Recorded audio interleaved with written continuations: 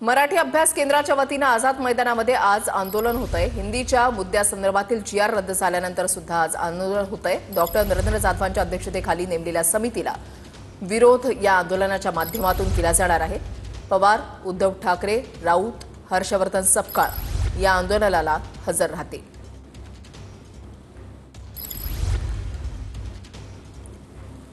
हिंदीच्या मुद्द्यासंदर्भातला जीआर रद्द झालेला आहे, मात्र अभ्यासासाठी एक समिती गठीत करण्यात आलेली आहे डॉक्टर नरेंद्र जाधव यांच्या अध्यक्षतेखाली। मात्र या समितीची गरज काय असा सवाल उपस्थित करत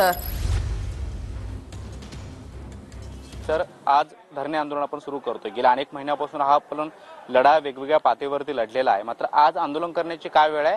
सरकार कुठल्या भूमिकेमध्ये असं वाटतं? सरकारची भूमिका अशी दिसते आम्हाला की त्यांनी 2 शासन निर्णय लोकांचा रेटा आल्यावर रद्द केले, पण शासन निर्णय रद्द केल्यामुळे सरकारचा तिसऱ्या भाषेच्या सक्तीचा आग्रह थांबलेला आहे असं दिसत नाही। किंबहुना तो आग्रह मागच्या दरवाजाने जिवंत ठेवावा म्हणून त्यांनी नरेंद्र जाधवांची समिती तयार केली आहे। त्यामुळे ज्या राजकीय पक्षांनी परवा विजयोत्सव साजरा केला त्यांना आणि महाराष्ट्रातल्या इतरही राजकीय पक्षांना आम्ही विनंती केली आहे की सरकारने 2 पावलं यासाठी माघार घेतली आहे की त्यांना 4 पावलं पुढे जायचं आहे। त्यामुळे आणखी 3 महिन्यांनी महानगरपालिकेच्या निवडणुका झालेल्या असतील, तोपर्यंत हा मुद्दा थंड करून नंतर जून 26 पासून सरकारला तिसऱ्या भाषेची सक्ती लावायचीच आहे, आणायची आहे, म्हणून सरकारनं ही समिती नेमली आहे। त्यामुळे आमची पहिली मागणी नरेंद्र जाधवांच्या समितीला विरोध करणं हे आहे। रेखावार आणि दादा भुसे, कारण दादा भुसेंचा त्या पदावर उपयोगच नाही आहे, त्यांचं कोणी ऐकत नाही, ना मुख्यमंत्री ऐकतात ना रेखावार ऐकतात।